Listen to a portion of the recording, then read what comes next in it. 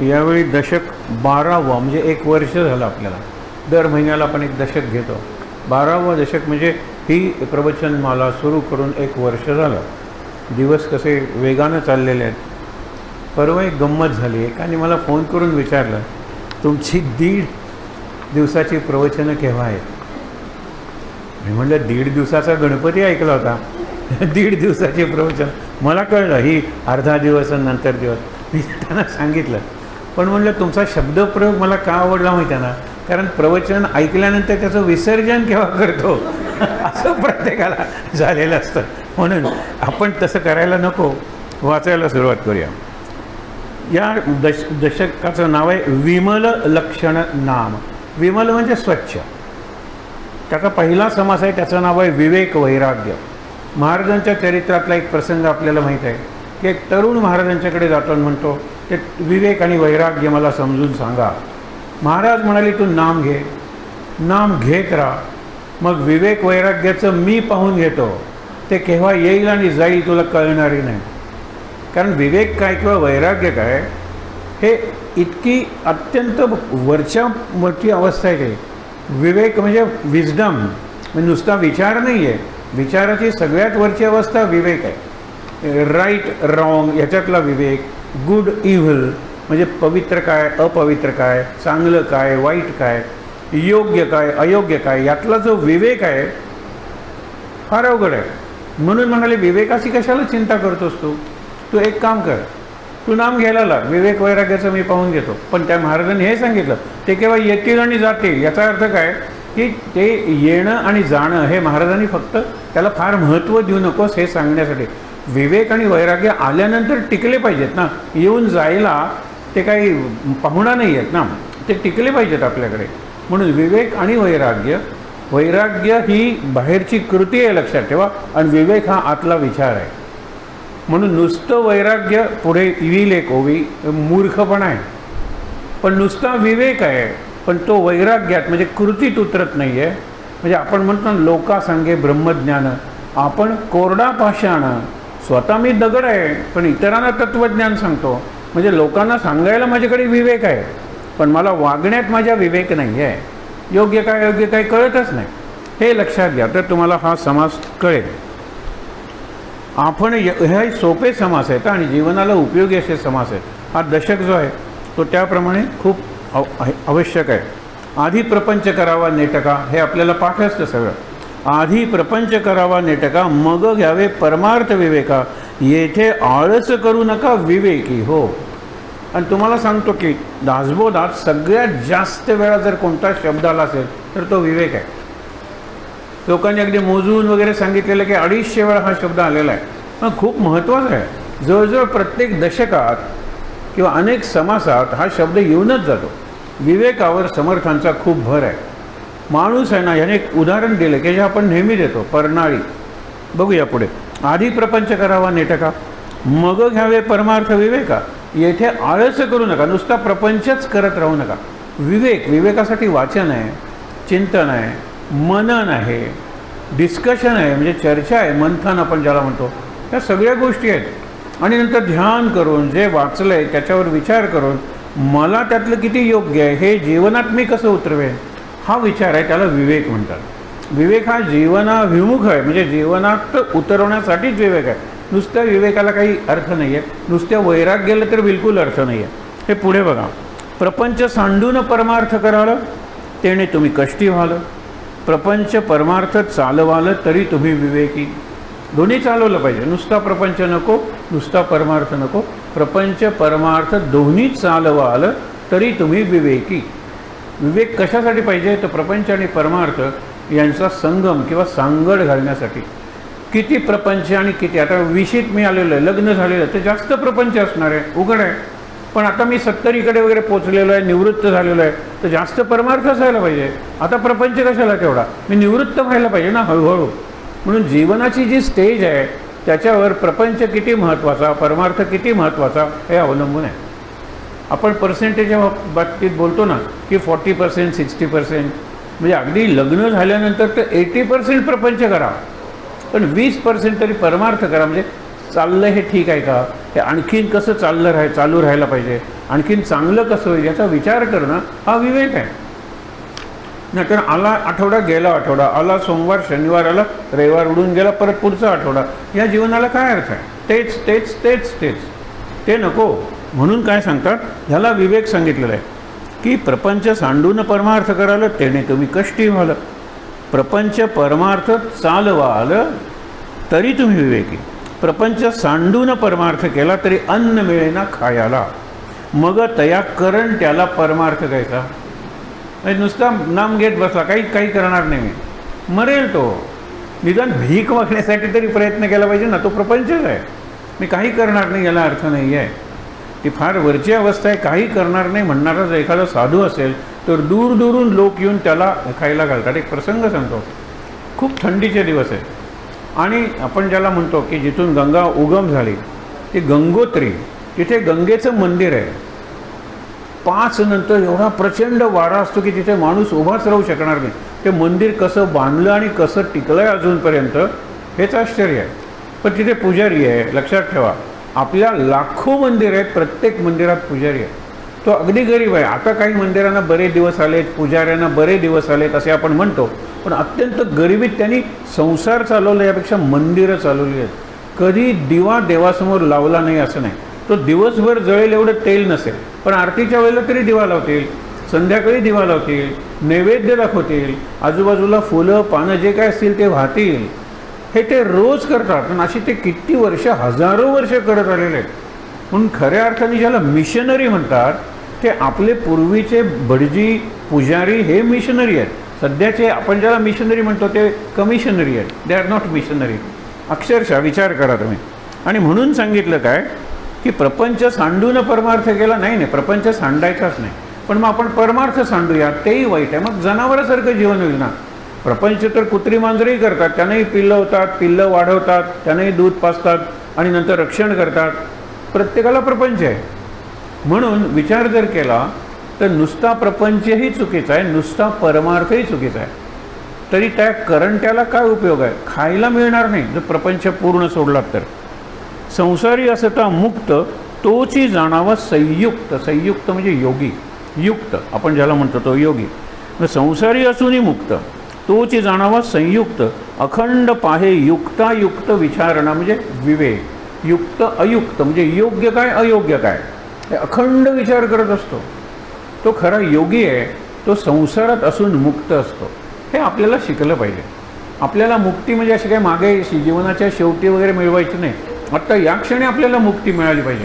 आणि मुक्ती म्हणजे एका अर्थाने फ्रीडम आहे, लिबर्टी आहे, लिबरेशन आहे. अत्यंत हलकी अशी अवस्था आहे, पिसासारखी, म्हणजे वाऱ्यावर तरंगत जाणारी आणि लोकांना आदर्श वाटला पाहिजे अशी अवस्था आहे. जीवनमुक्त ज्याला म्हणतात ते इकडे. आणि संसारी असून मुक्त हा शब्दप्रयोग चांगला आहे. प्रपंची जो सावधान तो परमार्थ करील जाणं. कारण प्रपंचातले गुणच परमार्थात लागतात. परमार्थातले गुण निराळे नाही आहेत. फक्त त्या गुणांचा उपयोग कसा करायचा इथे थोडा फरक आहे. पण कष्ट दोन्हीकडे करावे लागतात, प्रामाणिकपणा दोन्हीकडे हवा आहे. बघा ना, दुसऱ्याला मदत करणं प्रपंचातही पाहिजे आणि परमार्थातही पाहिजे. म्हणून दोन्हीकडे गुण तेच आहेत.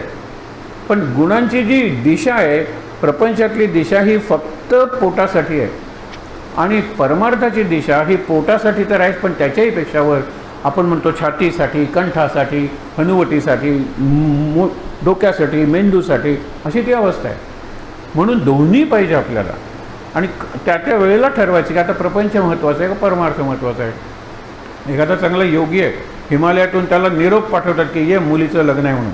तो मुलीच्या लग्नाला येतो, आधी येतो काही दिवस, म्हणतो मला योग्य असेल असं काहीतरी काम सांगा. मी योगी झालो आहे, संसार सोडला आहे याचा अर्थ असा नाही, कर्तव्य सोडलेलं आहे, हे मुलीचं कर्तव्य आहे. तर त्यांनी सांगितलं की तुम्ही भगव्या कपड्यात राहिलात तरी चालेल, पण आलेल्या सगळ्यांचं स्वागत करा. त्यांनी ते स्वागत एवढं सुंदर केलं. आधी तो तेजस्वी होता, हास्य त्याचं फार मधुर होतं, प्रत्येकाला हसून वगैरे. आणि प्रत्येकजण विचारत होते तुम्ही कोण? तर ते म्हणायचे की मी मुलीचा पिता, मी हिमालयात असतो, तिथून इथे आलो हे कर्तव्य पार पाडण्यासाठी. हे लक्षात ठेवा. लग्न झाल्यानंतर मुलगी गेली, तिचा संसार चालला, मी काही दिवसांनी परत हिमालयात जाणार आहे. माझा पत्ता सगळ्यांना माहीत आहे, नाहीतर बोलवून कसं आणलं असतं. म्हणजे मी असं बेपत्ता झालेलो नाही आहे. पण संसार इतकाच, याच्यानंतर तुम्ही संसारातून मुक्त आहे. हा विचार आहे ना, त्याला विवेक म्हणलेला, विचारणा इथे शब्द वापरला आहे की प्रपंच जो सावधान तो परमार्थ करील जाणं, प्रपंच जो अप्रमाण तो परमार्थी खोटा. आता हे उदाहरण दिलेलं आहे. परनाळी पाय उचले पाहून पाय. परनाळी म्हणजे पानावरची अळी. आपण पानावरची अळी बघितली असेल, ती काय करते? पान खाते. आणि कुठून पान खाते? ते आधीपासून पान खाते ते, पण पुढे खात असताना बघते पाय पुढे करून. ते हवेत असतील तर ती उलटी होते. हवेत आहेत त्याचा अर्थ पुढे पान संपलेलं आहे. आणि अगदी देठापर्यंत ते देठावरून दुसऱ्या पानाकडे जाते, खायला सुरुवात करते. ती कधी पडत नाही, लक्षात ठेवा. परनाळी पाय उचलून चाले, परंतु चालते कशी? विवेकाने चालते. सर्व सृष्टी विवेके हाले. आता हा विवेक नाही आहे, तिला जगण्यासाठी ती आवश्यक अशी एक पद्धती तिने शोधून काढलेली आहे. जगण्यासाठी, फक्त जगण्यासाठी नाही तो माणूस, पण आपण दुर्दैवाने जगण्यासाठीच केलेलं आहे. फक्त जगण्यासाठी. म्हणजे काही तसं विशेष नाही आहे, हे लक्षात ठेवा.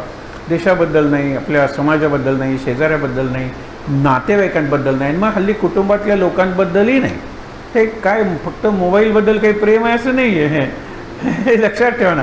ते ॲडिक्शनच झालेलं आहे. मी मोबाईलशिवाय जगूच शकणार नाही, ही इतकी घट्ट कल्पना आपण आत ठेवलेली आहे.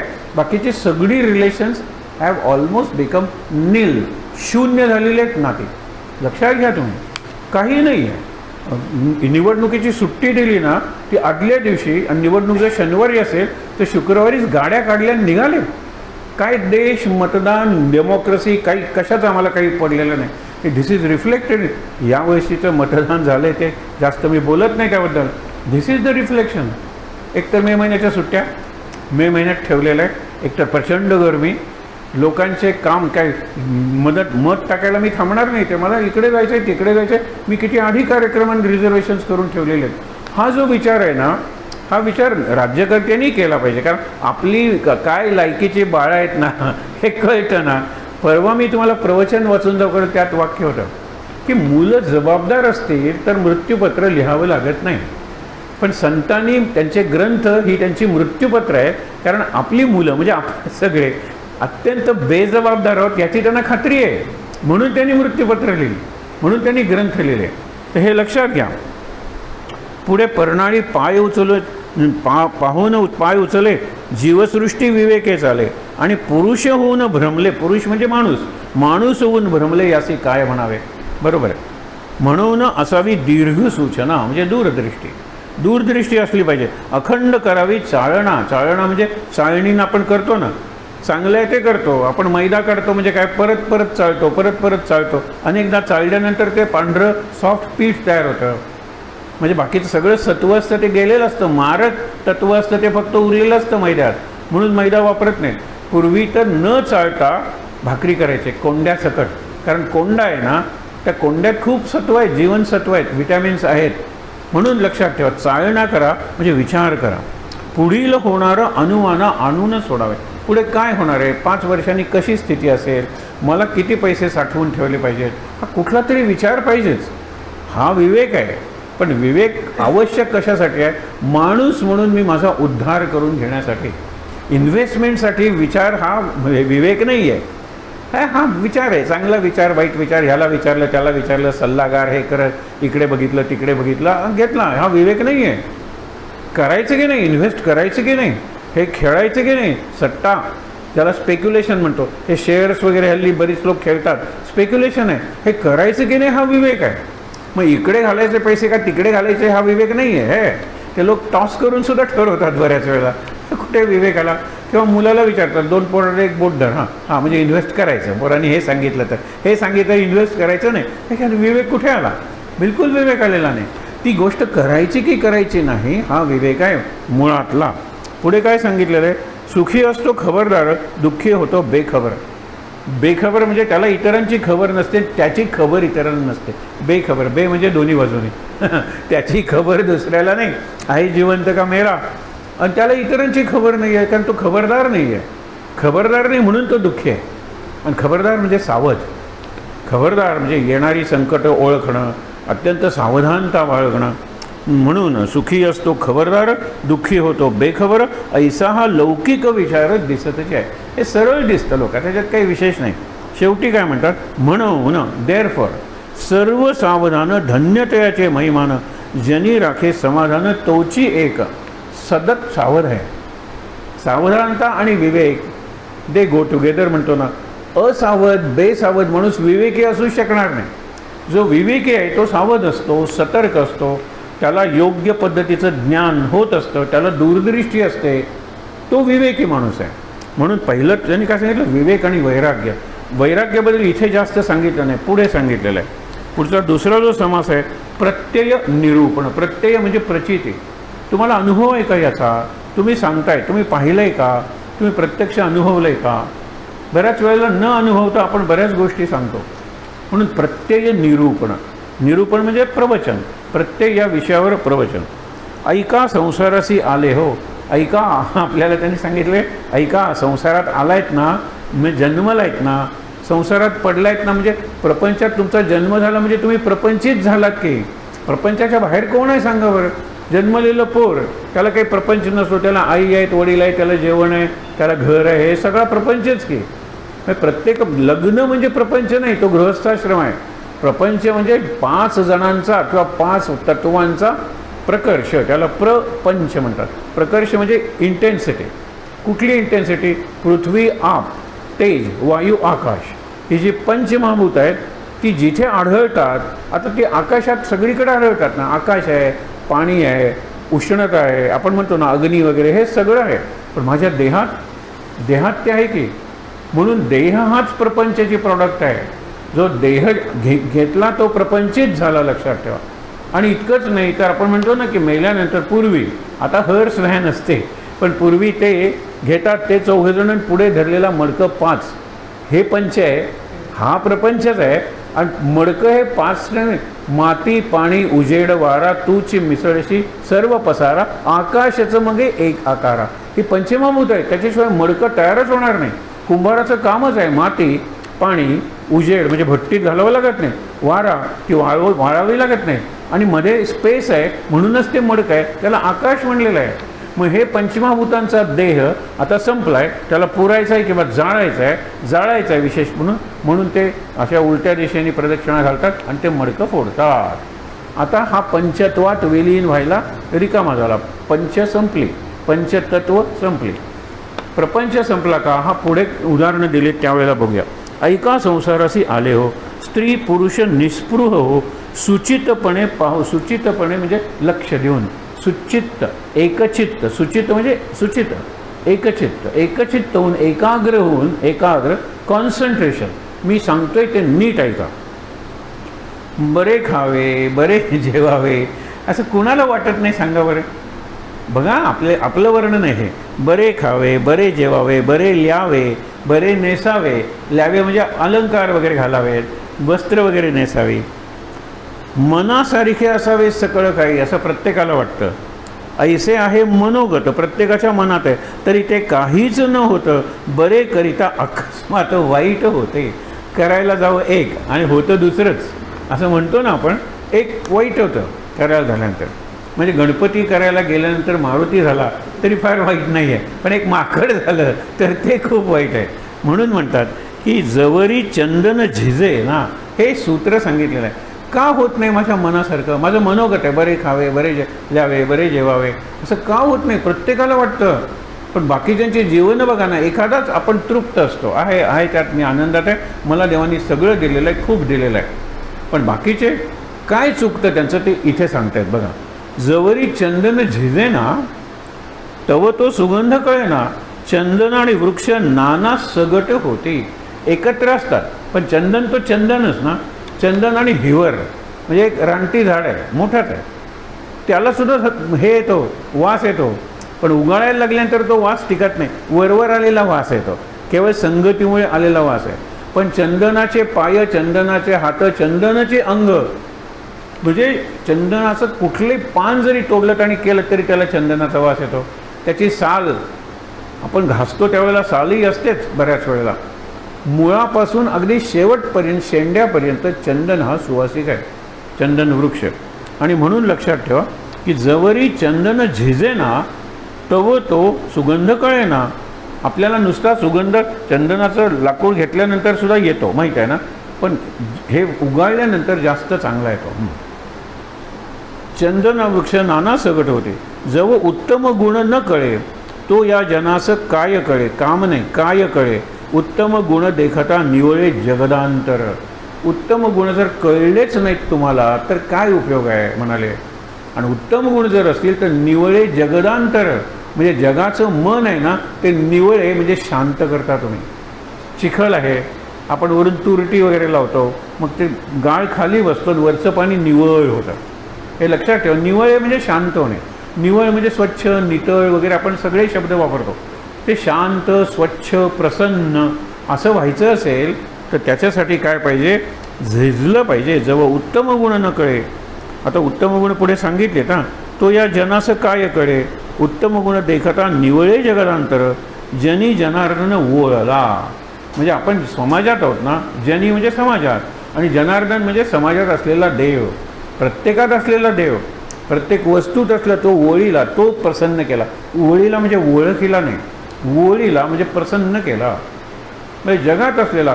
तुम्हाला सांगतो, पूर्वीचा शेतकरी तो नांगर वगैरेला सुद्धा नमस्कार करायचा, घरून निघताना उमऱ्याला नमस्कार करायचा, शेतात प्रवेश करताना माती ह्याला लावायचा. ही भक्ती होती. सगळीकडे परमेश्वर भरलेला आहे. तो माणूस साधनांचा गैरवापर करणार नाही. तो कळेल, त्याला आपली चूक कळेल, ती चूक तो सुधारेल. आज जे चाललेलं उन्मत्तपणे आपण वागतोय, उद्दामपणे, आणि केवळ पैशाच्या माध्यमातून सगळं पैसा सगळं जे तुम्ही सगळे पंखे वगैरे चालू ठेवणार, बिल भरतो ना, आणि त्याला फाशी दिलं पाहिजे ह्या माणसाला. आणि कुठे दिलं पाहिजे, इलेक्ट्रिसिटीच्या पोलवर येता जाता सगळ्यांना बघितलं पाहिजे. पाण्याचे नळ तसेच आहेत, मी पाणी देतो ना, याला पाण्यात बुडवून मारलं पाहिजे. हे लक्षात ठेवा. मी बोलतोय हा अनेक जणांचा विचार आहे. तिकडे मे महिन्यात पाण्यासाठी 10-10 किलोमीटर चालावं लागतं, तेव्हा टँकरचं वाटेल ते पाणी घ्यावं लागतं आहे. आणि इकडे आमचे नळ चाललेले आहेत, शॉवरवर आंघोळ न संपता चालू आहे, चालू आहे, चालू आहे. विचारच करत नाही आपण. देश काय, समाज काय. म्हणून जनी जनार्दन ओळीला. समाजात जो परमेश्वर आहे तो ज्यांनी प्रसन्न केला तरी काय उणे तयाला. संतांनी हे केलं. संतांनी समाजात परमेश्वर बघितला. प्रत्येक याच्यात भेटो कोणी नर, धेड महारथ सांभार, त्याचे राखावे अंतर या नावभजन.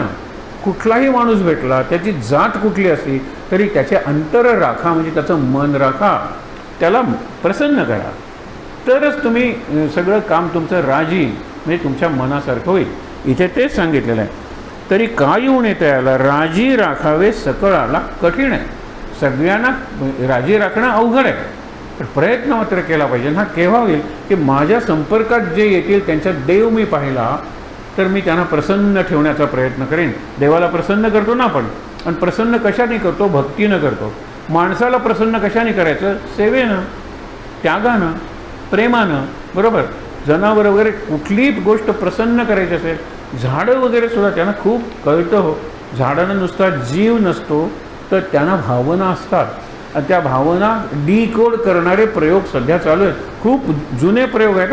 आपले जे जगदीश बसू होते त्यांनी ते जिवंत असताना 100 वर्ष झाली त्यावेळेला plants have life and plants have feelings किती प्रयोग त्यांनी केले होते. आता सांगत नाही वेळ, पण लक्षात घ्या की सगळीकडे परमेश्वर पाहायचा म्हणजे हे पाहायचं. जर झाडात सुद्धा परमेश्वर आहे तर मी उगीच तोडणार नाही गरज नसताना. दगडात जर परमेश्वर आहे ते उगीच दिसला दगड की फोड. अरे दगडाचे सुद्धा रॉक गार्डन वगैरे लोक करतात, माहीत आहे ना तुम्हाला. आता रेन हार्वेस्टिंग, किती पाणी वाया जात आहे. ते पाणी मी साठवेन, निदान बागेला तरी वापरेन. आता कंपल्सरी केलेलं आहे. मोठ्या मोठ्या कॉम्प्लेक्सेसना काय, ही जी नवी सोसायटी आली त्या प्रत्येक युनिटने आपल्या इथलं जे पाणी आहे ते मेजर सोर्समध्ये तिथे पोचवण्याची व्यवस्था केली पाहिजे. म्हणजे तो बिल्डरच करेल, तुम्ही पैसे द्यायला पाहिजे.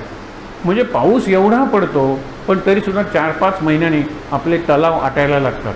हे पाणी साठवलं तर ते पाणी नुसतं उपयोगाला येणार नाही. ते जर तुम्ही जमिनीत तलाव करून साठवलं तर विहिरीच्या पाण्याची उंची वाढेल, ज्याला वॉटर टेबल म्हणतात, ती उंच होईल. कारण जिथे पाणी झिरपेल, पाणी समांतर जातं ना, पाणी कुठे साठवून राहत नाही. इकडे साठलेलं पाणी सगळ्या विहिरीची उंची वाढवतं. म्हणून ते पाझर तलाव नावाचा कन्सेप्ट आहे. हल्ली नदी वाहते पण उन्हाळ्यात ती असते, मग त्याला निरनिळ्या ठिकाणी खड्डे खणतात. तुम्ही बघा आता अनेक ठिकाणी महाराष्ट्रात ही जास्त जागरूक आहे की नदी आहे ना, आता चला ओढा आता वाढलेला, आता पुन्हा पावसात भरेल तर त्याला एक 10-10 मीटर अंतरावर खड्डे खणायचे, म्हणजे जरी तो सुकला तरी इथे पाणी राहील ना. हे पाणी आपल्याला वापरता येईल, इरिगेशनसाठी वापरता येईल, शेतीसाठी वापरता येईल. हा मोठा प्रयोग आहे. म्हणून म्हणतात की यांनी काय सांगितलेलं आहे, तरी उणे काय त्याला राजी राखावे सकळाला कठीण आहे. लोक नाना परीक्षा जाणते पर अंतर परीक्षा नेणते. त्यांना किती निरनिराळ्या परीक्षा असतात, पण लोक तर सांगतच असतात. असं दिसलं की समजा ते तसं आहे म्हणून. हल्ली तुम्हाला तो फळं काय भाज्या काय अशा पद्धतीने आपल्यापर्यंत पोचतात की तुम्ही जर विचार करून डिस्कस करून गुगलवर रेफरन्स करून तुम्हाला काही खायला मिळणार नाही, खरंच मिळणार नाही. तरी तुम्हाला मी पुढचं सांगत नाही आहे बायोटेक्नॉलॉजी म्हणून काय आहे. तुम्ही ओकाल आत्ता इथे ओकारी काढाल सकाळी केळं खाल्लं असेल तर, म्हणून तुम्हाला फक्त ते इकडे इंजेक्शन दिलं आहे तिकडे दिलं एवढंच दिसतं. ते कुठली जेनेटिक ट्रीटमेंट आहे तुम्हाला कळणार नाही. अगदी गंमत आहे ते. पुढे बघा तुम्ही, जनी जनार्दन लोक नाना परीक्षा जाणती अंतरपरीक्षा नेणती तेणे प्राणी करंटे होती संदेह नाही, डाऊट नाही. करंटा ही समर्थांची शिवी आहे. करंटा म्हणजे काय, सगळं असून काही नाही, दरिद्री राहतो. म्हणजे लक्ष्मीमध्ये करंटा नांदे त्याचे दारिद्र्य अधिकच सांदे, त्याचं दारिद्र्य शोभून दिसतं. आता या सगळ्या प्राणीसृष्टीत लक्ष्मीवंत कोण आहे? माणूस. माणसाच्या मेंदूची किंमत करू शकणार आहात का तुम्ही? अहो झोपडपट्टीतलं एक लहान बाळ आहे, त्याच्या मनात ज्या कल्पना चालू असतात त्या जर तुम्ही बघितल्या तर तुम्ही काय कल्पना करू शकणार आहात? तुम्ही रक्त आहे, समजा एका बाटलीला 1000 रुपये पडतात. माझ्या शरीरात 10 बाटल्या रक्त आहे, म्हणजे माझ्या रक्ताची किंमत किती झाली? 10,000 झाली. हाडं आहे, त्या हाडात फॉस्फरस वगैरे आहे, किती एकंदर फॉस्फरस आहे, फॉस्फरसची बाजारातली किंमत काय, माझ्या हाडांची किंमत किती झाली? मांस, आता मटण वगैरेची काय किंमत आहे? माझ्या जरा जास्त धरा ना, पण शेवटी तिथे फ्लेशच आहे ना, त्याची किती किंमत झाली? अशी किंमत काढली तर ती माझी किंमत होणार आहे का सांगा बरं? नाही होणार माझी किंमत. आता ब्रेन वगैरे आहे ना, हॉटेलमध्ये मिळतात, त्याला भेजा म्हणतात, भेजा फ्राय. हे काही नुसतं नाही आहे, भेजा फ्राय मेनूवरचा शब्द आहे अगदी. म्हणून मेंदूचा सुद्धा ती किंमत काय, माझ्या मेंदूची किंमत आहे का? मेंदू म्हटल्यानंतर तुम्हाला कळेल. आता हातात एखाद्याच्या कला असते, त्याच्या बोटांची किंमत काय सांगणार आहात? त्यांनी काढलेल्या चित्राची किंमत नाही, तो अनेक चित्र यापुढेही काढू शकेल. म्हणून माणसाचा मेंदू आहे, मेंदूच्या ज्या निरनिराळ्या शक्ती आहेत त्याची किंमत करता येणार नाही, म्हणून माणसाची किंमत करता येणार नाही. बाकीच्या जनावरांना मेंदू डेव्हलप नाही आहे, लक्षात ठेवा. डेव्हलप नाही आहे म्हणजे काय की तो काय तेवढाच राहतो, एका विशिष्ट याच्यापर्यंत विकास होतो आणि पुढे तो विकास थांबतो. तसं नाही आहे माणसाचं. माणसाच्या विकासाला sky is not the limit. अरे आकाश लिमिट असतं तर स्पेसमध्ये कशाला गेला असता? मग मंगळ काय, गुरु काय, शुक्र काय, सोलर सिस्टमच्या पलीकडे काय? लक्षात घ्या ना, sky is not the limit for human intelligence. विचार करा. म्हणून शेवटी काय सांगतो की लोक नाना परीक्षा जाणती अंतरपरीक्षा, स्वतःची परीक्षा त्यांना करता येत नाही. तू वर्णन कर तुझ्या स्वभावाचं म्हणल्यानंतर जैन सर्वजण चांगलेच करतील ना. नाही, तसा मी रागीट आहे पण मी सगळ्यांवर प्रेम करतो, तसा मी कंजूस आहे पण मी स्वतःवर खूप खर्च करतो, तसा मी असं काहीतरी वर्णन करते स्वतःचं करायचं असेल तर. म्हणून अंतरपरीक्षा नाही करताय. मी कोण आहे, माझे काय स्ट्रॉंग पॉईंट्स आहेत, वीक पॉईंट्स आहेत, विथ दिस ह्याचा म्हणतो ना गुण आणि सद्गुण, दुर्गुण माझ्याकडे आहेत. त्यांनी मला कोणती दुर्गुणांना सुद्धा अपॉर्च्युनिटी आहे. काही नाही, नुसता एरंडासारखा वाढला आहे. आज ते बाउन्सर्स होतात. तुम्ही जर ह्याच्यामध्ये जाऊन बघितलं ना, आपल्यापेक्षा डबल पगार आहे त्यांना. सगळ्या कॅझिनोजवर बाउन्सर्स लागतात ना. शेवटी तो जायला तयार नाही तर उचलून फेकून देतात. एकाला तर समुद्रात फेकलं आणि त्याचं प्रेत दुसऱ्या दिवशी सापडलं. मग त्यांना केवढा पैसा असतो त्यांच्याकडे. रफादफा केली केस, आत्महत्या केली वगैरे, आत्महत्या केली म्हटलं की फाईल क्लोज. हे लक्षात ठेवा. मर्डर झाला की मग चौकशी करावी लागते. असे बाउन्सर्स असतात. मग ते दुर्गुण आहे करते. तो हत्तीसारखा वाढला आहे, माणसापेक्षा विचित्र दिसतो, पण तो दुर्गुणसुद्धा गुण असू शकतो. हे विचार करा. मी विचार केला पाहिजे की माझे जे दुर्गुण आहेत त्याचा चांगला उपयोग कसा करून घ्यायचा. पुढे बघूया. हरिकथा निरूपण, ते चिरूपण उगीच झालं. हरिकथा निरूपण बरेपणे राजकारण प्रसंग पाहिल्या विण सकळ खोटे. प्रसंग पाहिल्या विण म्हणजे प्रसंग ओळखल्या विण. प्रसंग ओळखला पाहिजे, प्रसंगाचं गांभीर्य ओळखलं पाहिजे. सगळ्या गोष्टी आपण विनोदाने घेतो, सगळ्या गोष्टी फ्लॅट सुपरफिशियल म्हणजे उथळ घेतो, सिरियसली कशाचाच विचार करत नाही. आणि सिरियस म्हटल्यानंतर लोकांना एकदम हॉस्पिटल आठवतं. अरे टेक युअर स्टडी सिरियसली. नाही, मला मरायचं नाही आहे, मी पुन्हा ऑक्टोबरला बसेन. अरे सिरियसली म्हणजे तो सिरियस नाही आहे. सिरियसली म्हणजे विथ रिस्पॉन्सिबिलिटी, विथ डेडिकेशन. त्याला अर्थच कळत नाही. ज्यावेळेला मी म्हणतो ना की 3 SS आहेत ज्यामुळे मुली परीक्षेत पुढे आहेत, प्रत्येक परीक्षेत आणि जगातल्या सर्व परीक्षा. म्हणजे एक म्हणजे त्या सिन्सिअर आहेत, तिसरे म्हणजे त्या सिस्टमॅटिक आहे, आणि सगळ्यात नाही they are serious about the work that is given to them. Serious म्हटल्यानंतर मुली सिरियस. सगळ्यांना नक्की काय म्हणायचं आहे? आम्ही सिरियस नाही, वी आर हेल्दी. त्याला म्हटलं सिरियस इज मेंटल एबिलिटी. तो तुमच्या स्वभावाचा गुण आहे की तुम्हाला एखादी गोष्ट दिली, आता उन्हा 40 पानी वही दिली शुक्रवारी आणि सांगितलेला सुंदर कवर घालून आणा. अर्धी मुलं विसरणार, बॉईज दे विल फॉरगेट. आणि नंतर कुठलं तरी वर्तमानपत्राचं काढतील, अरे न्यूज स्टँडवरचं त्या दिवसाचं वर्तमानपत्राचं काढून कवर काढून देतील, आणि इतकी बेंगरू ती वही दिसेल बावट वगैरे. मुली ते प्लास्टिक घेतील, त्याच्यामध्ये कापूस वगैरे करतील, त्या कापूसाला डिझाईन वगैरे करतील, त्याला रंग देतील. हे कुणी सांगितलं सांगावर? त्यांना शिक्षकांनी सांगितलं मी प्रत्येकाला 40 पानी वही देतोय, decorate it and bring it on Monday. He assignment आहे. याच्या पुढे त्या 40 पानात काय काय करायचं हे पुढे गणपतीची सुट्टी सोडा, दिवाळीची सुट्टी आहे, पहिले दिवस एन्जॉय करा, नंतर ही वही आणा ना परत. आणि या वहीला आम्ही जवळजवळ 500 रुपयाचं बक्षीस ठेवायचो. ही वही मुली धडाधड प्रत्येक वर्गात पहिली 5 वह्या दाखवाव्यात, मुलीचे मुलीचे मुलीचे मुलीचे. मुलाची वही म्हणजे पाय सुद्धा लावू नये असल्या प्रकारची. काय भयंकर प्रकार आहे हा. आणि मी तुम्हाला मग ते मागे पडतील यात काय. फक्त पुरुषांकडे एक शक्ती आहे, ब्रुटल पॉवर. त्या मुलीचं मनगट धरलं की तडफडेल ती, आणि ती अगदी छोटी छोटी मनगटं झालेली आहेत ना, ते सौंदर्याचं लक्षण आहे. एवढं मनगट झालं की काय पुरुषी दिसते लगेच. पाशवी शक्ती फक्त उरलेली आहे, म्हणून हे सगळे अत्याचार वगैरे होत आहेत, बलात्कार. त्याला इतर कारणंसुद्धा आहेत, पण एक कारण हे आहे की माझ्या घरातली पुढे गेली, हे माझ्या शेजारची पुढे गेली, दाखवतो म्हणजे काय दाखवतो? मी अभ्यासात नाही दाखवू शकणार, मी कॉम्पिटिशनमध्ये नाही दाखवू शकणार, मी तिथे मागेच पडणार आहे, मी तुझ्यावर अत्याचार करेन, तुला असं धरलं की तो हालचाल नाही करणार. ही ब्रुटल पॉवर म्हणजे पाशवी पशूंची, जनावराची शक्ती पुरुषांकडे उरलेली आहे. आणि म्हणून मागे अनेकदा वाक्य तुम्हाला सांगितलं होतं, पुरुष जर माणूस झाले तर अत्याचार स्त्रियांवरचे कमी होते. पुरुषांनी माणूस बनलं पाहिजे. सध्या जनावरं आहेत, ती पशु आहे, घरात काय बाहेर काय सगळीकडे. अपवाद आहेत, नाही असं नाही, अपवाद एक्सेप्शन्स अर्धे आहेत. पुढे बघा ना, विद्या उदंड शिकला, प्रसंगमान चुकत गेला, तरी मग ते विद्येला कोण पोसे. प्रसंगमान म्हणजे प्रसंगावधान, कसं वागायला पाहिजे. चुकला खूप ज्ञानी माणूस आहे, पण वाटेल तसा वागतो. असे कितीतरी विनोद आहेत. त्याच्या उलट एखादा गरीब माणूस आहे, फार शिकलेला नाही आहे, पण योग्य वेळी तो योग्य वर्तन करेल. काही जण उगीच पुढचा विचार करतात. महाराजांनी सांगितलेलं आहे की काही जण अतिहुशार असतात. अतिहुशार माणसं फक्त कोर्टात किंवा कॉलेजमध्ये किंवा ऑफिसमध्ये असतात असं नाही.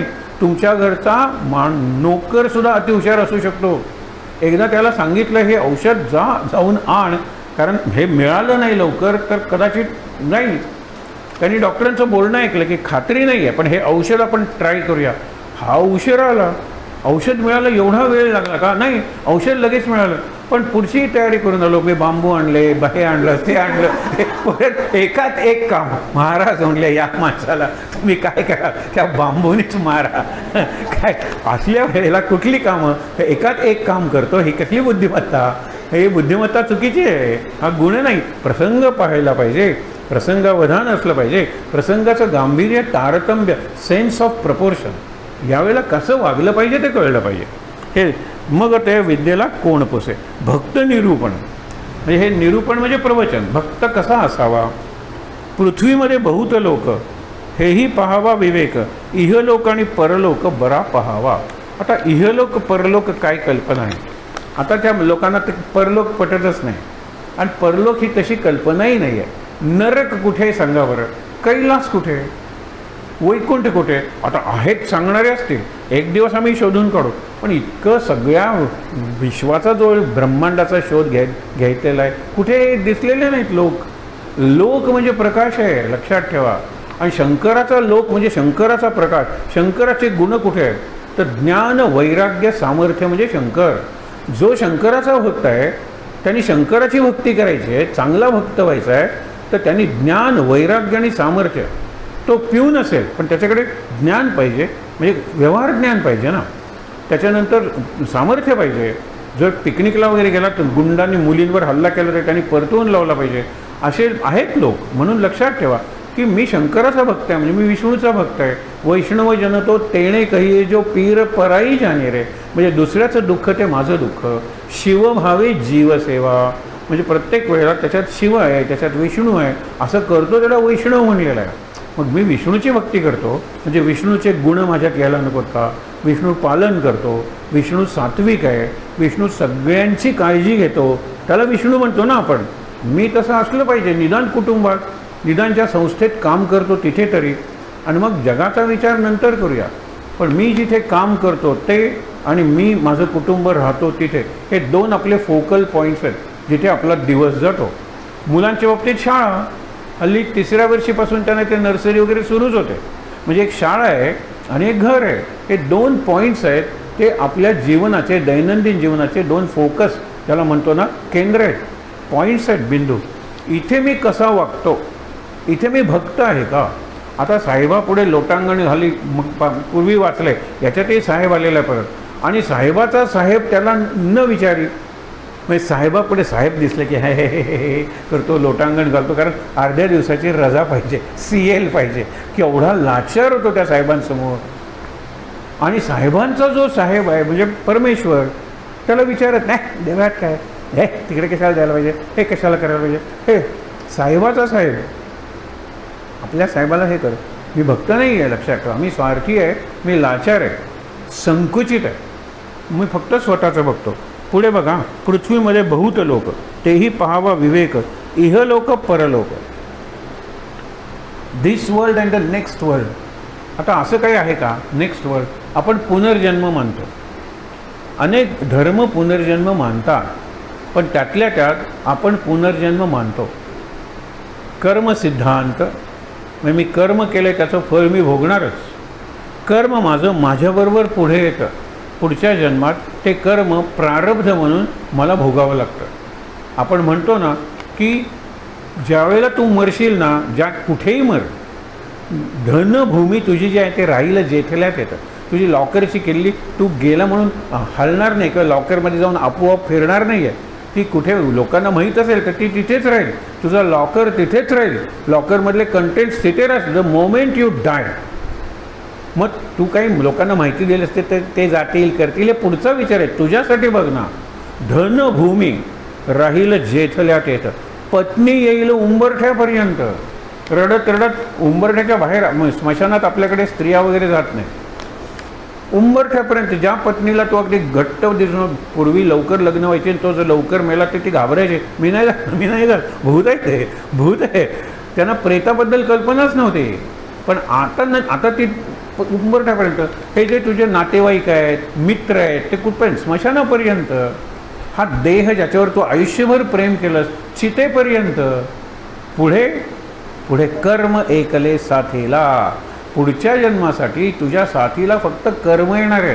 हे तुला कळलं का? हे तुला पटलं का? पुढचा जन्म जरी मानला नाही तर आत्ता इथे चांगला वागलास तर पुढे. एक तुम्हाला सांगतो की जुनं फर्निचर नावाचा एक सिनेमा आलेला आहे, जर मिळाला तर तुम्ही बघा, की त्याच्यात त्यांनी हेच सांगितलेलं आहे की मी लहानपणापासून याला मोठा केला आणि हा काहीच करत नाही आहे, तो कोर्टात जातो वगैरे. सध्या लॉ आहे तसा की तुम्ही आईवडिलांची म्हातारपणी काळजी घेतली नाही तर you will be send to jail. तर हा सगळा नियम आहे. मला काय म्हणायचं आहे की ज्या वेळेला मी माझ्या जीवनाचा विचार करतो केव्हा तरी मीही म्हातारा होणार आहे ना. आज मी अगदी पॉलिश्ड फर्निचर आहे, नंतर मी ओल्ड फर्निचर होणारच आहे. भंगारमध्ये मला कुठेतरी स्क्रॅप म्हणून टाकलं जाणारच आहे.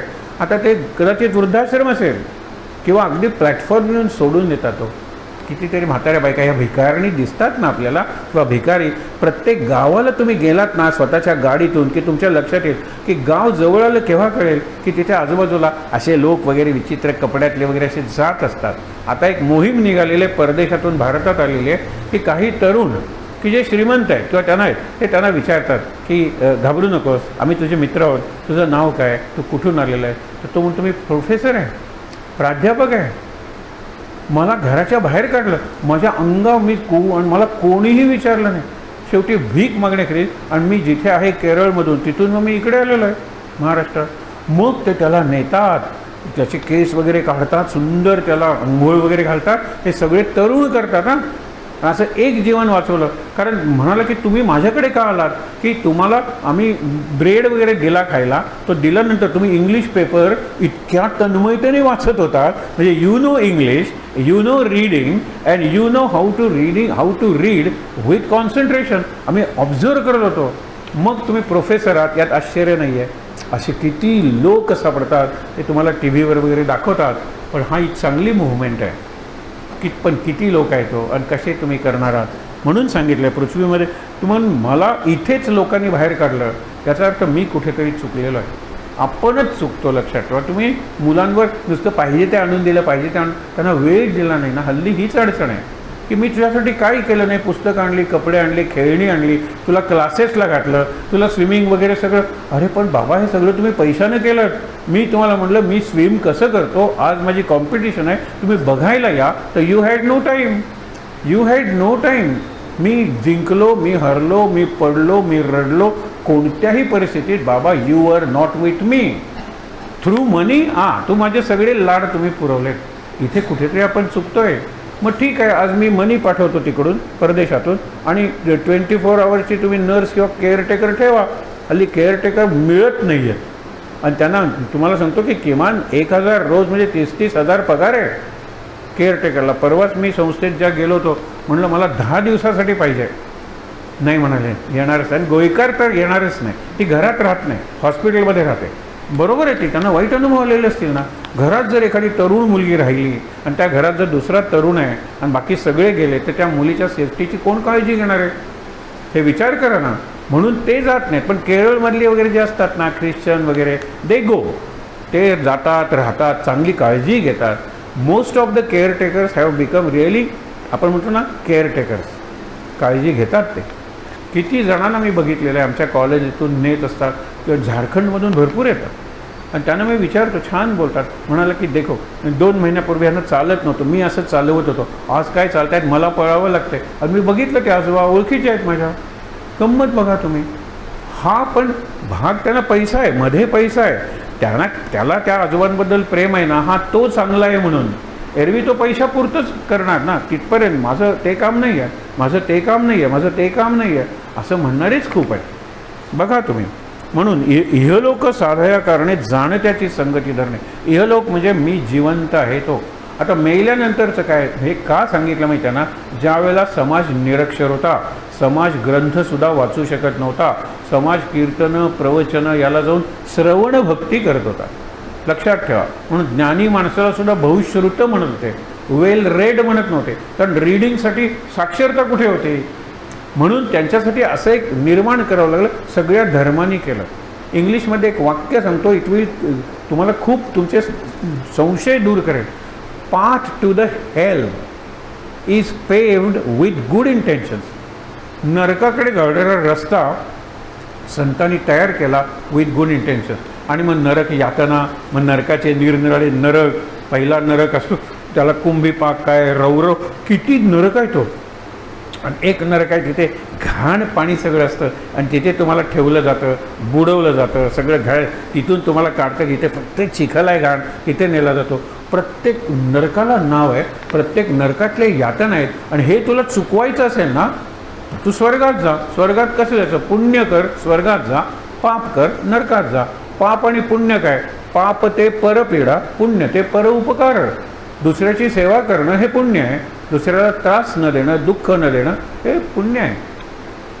लक्षात ठेवा, हे सोपं आहे. म्हणून तो परलोक तयार केला. परलोक, पुढचा जन्म, स्वर्ग, नरक, यम, त्याचा तो चित्रगुप्त, ह्या ज्या कल्पना आहेत फक्त, आणि त्या सिम्बॉलिक कल्पना आहेत, म्हणजे त्या प्रतिकात्मक कल्पना आहेत. मला सांगायचे, पूर्वी मीठ मिळत नव्हतं. मिठाचा सत्याग्रह केला, आणि आम्ही ज्यावेळेला लहान होतो त्यावेळेला सुद्धा मीठ मिळत नव्हतं. रेअर कमोडिटी होती, महाग होतं.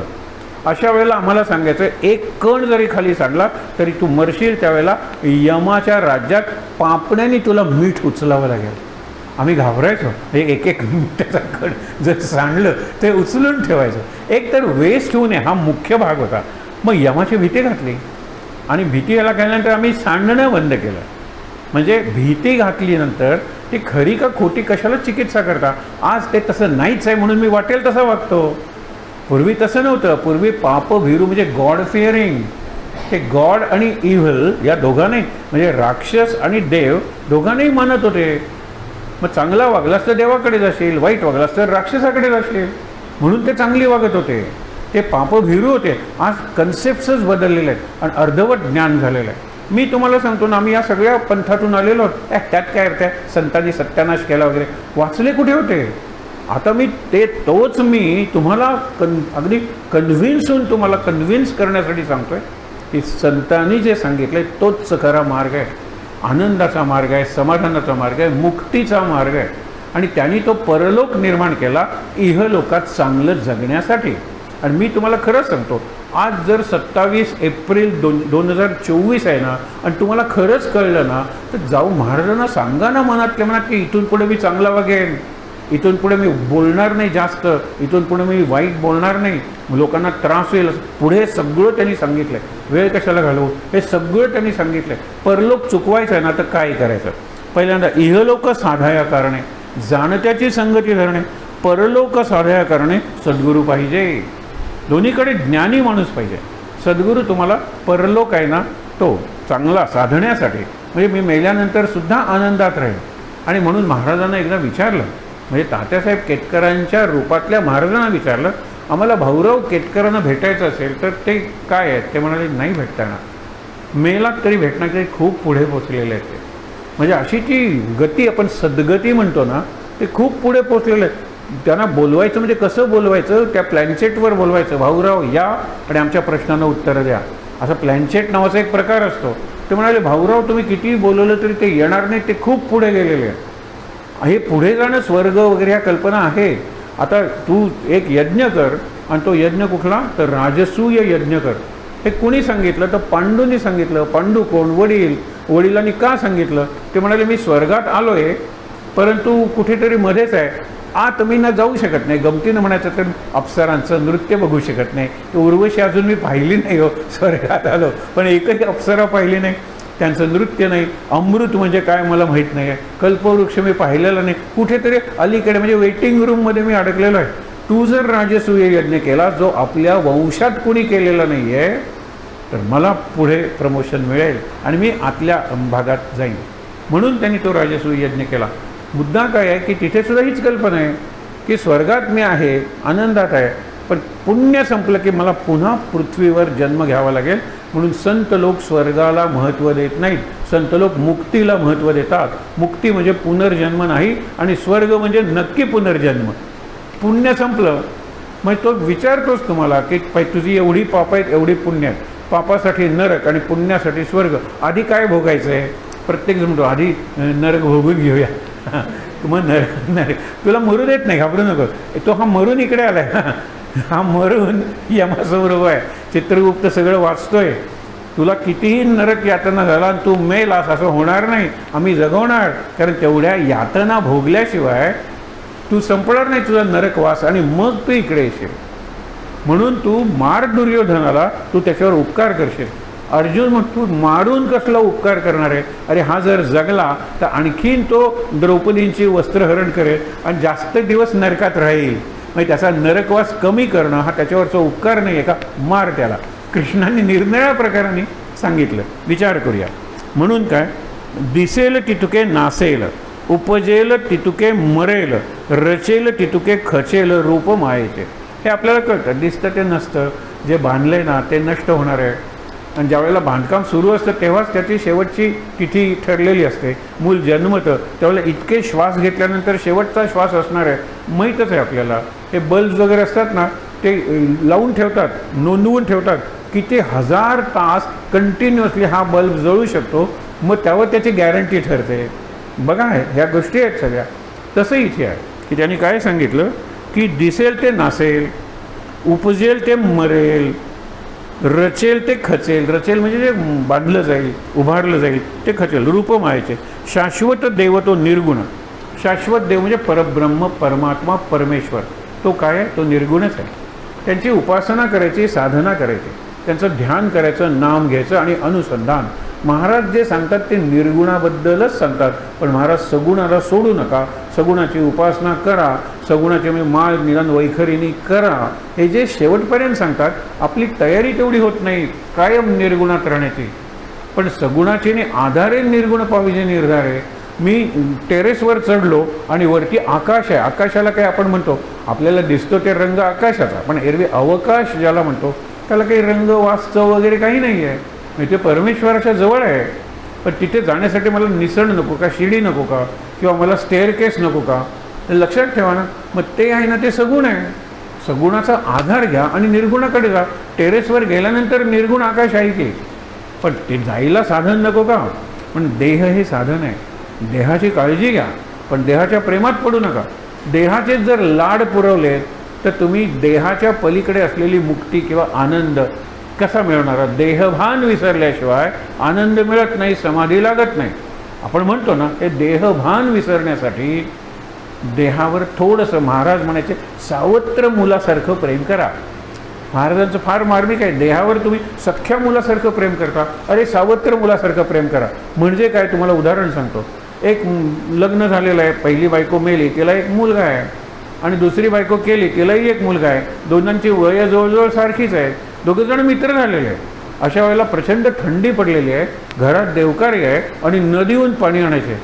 ती सावत्र आई त्या सावत्र मुलाला, जो तिचा मुलगा नाही, लाथेने उठवते. झोपलास काय? उठ, पाणी आण. त्यावेळेला तो म्हणतो थंडी आहे, काही नाही, पाणी आणलं पाहिजे.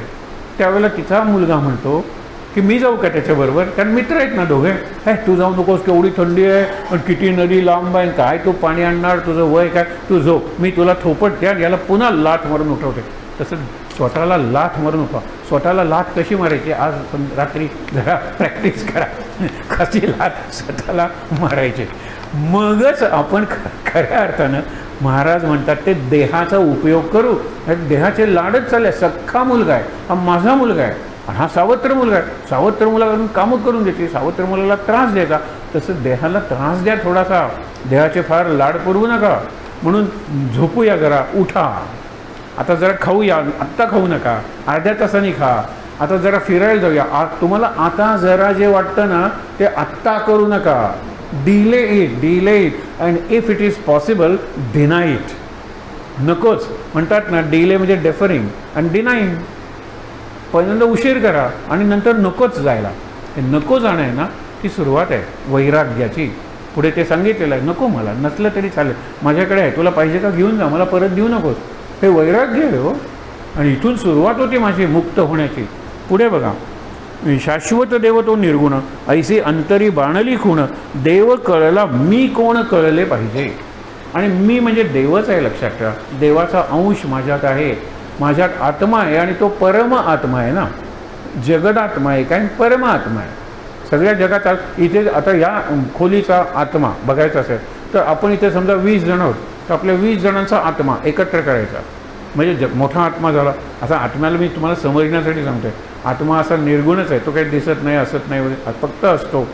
मुद्दा काय आहे माझा, की मी जीवात्मा आहे, तो जगदात्मा आहे, जगातल्या सगळ्या लोकांचा, आणि तो परमात्मा आहे. तो सगळ्यात परम म्हणजे सगळ्यात पलीकडे आहे, त्याच्यापासून सगळं निर्माण झालेलं आहे. तुम्ही नुसत्या जगदात्माला सुद्धा धरू नका, तर परमात्म्याचं ध्यान करा. हे पुढे सांगितलंय बघा.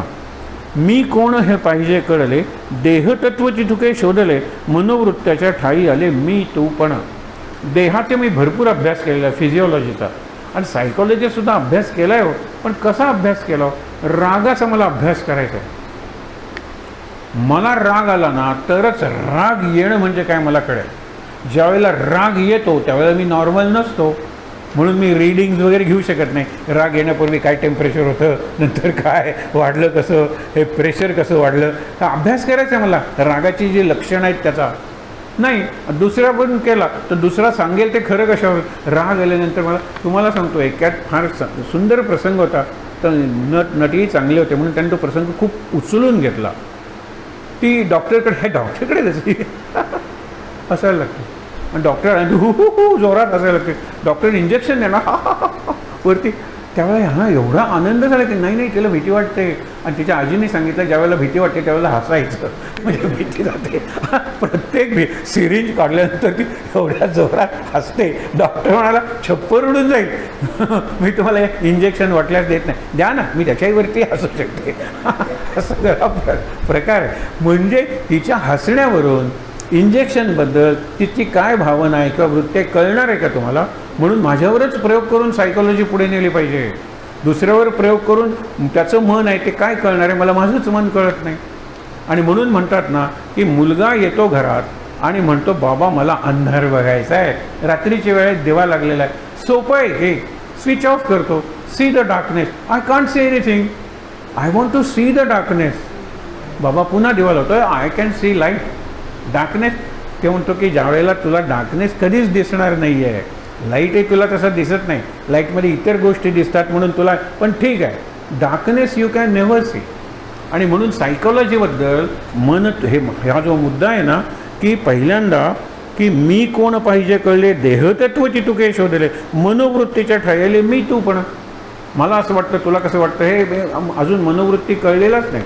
म्हणून psychology is a search of a black cat in a dark room by a blind man and where the cat is not. म्हणजे काळ्या खोलीत मांजर नाहीच आहे, अशा वेळेला आंधळा माणूस रात्री अंधारात त्या मांजराचा शोध घेतो, ह्याला सायकोलॉजी म्हणतात.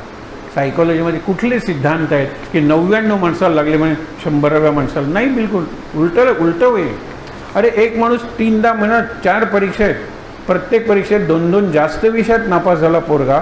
बाबांनी जास्त शिक्षा दिली, पहिल्यांदा उपाशी ठेवलं, नंतर घराबाहेर रात्री काढलं, नंतर हकलून दिलं वगैरे, तरी तो परत आला. आई म्हणली राहू दे. शेवटच्या परीक्षेत सर्व विषयात नापास झाला. आता ठारच मारेल की नाही बाबा, म्हणून ती मागच्या दाराने येतो, आई मी सगळ्या विषयात नापास झालो.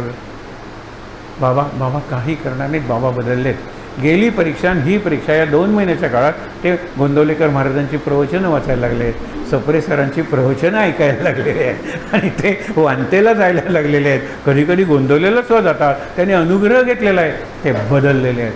काय तुम्ही निष्कर्ष काढणार 2 महिन्यापूर्वीचे बाबा आणि आजचे बाबा? अरे बदलते आहेत. आतलं जग आहे ना त्याच्याबद्दल तुम्ही निष्कर्ष काढूच शकत नाही. खरंच तुम्हाला सांगतो, मला ज्यावेळेला कळतं ना की आता मला आहे, त्यावेळेला मी नॉर्मल नाही आहे. आणि ज्यावेळेला राग जातो, चला आता राग म्हणजे काय, ती मेमरी आहे. You are not taking observations when you are actually angry. हा मोठा फरक आहे. म्हणून सांगितलं देहाचा तुम्ही भरपूर शोध लावला, देहतत्व शोधले, पण ज्यावेळेला मनोतत्व आलं ना, मनोवृत्तीच्या ठायाले मी तूपण, निर्बंध अवघाची तुटला, विचारे मोक्ष प्राप्त झाला, जन्म सार्थकची वाटला, सकळ नाही. निर्बंध म्हणजे बंधनं सगळी गेली पाहिजे. आपण बरीचशी बंधनं आपल्यावर आहेत, पण बरीचशी बंधनं आपण लादून घेतलेली आहेत. आता बंधनं म्हणजे मी श्वासावर जगतोय पहिलं बंधन आहे. अन्न पाण्याशिवाय मी जगू शकत नाही, हेही बंधनच आहे. मी सतत पृथ्वीकडे ओढला जातो, हे बंधनच आहे.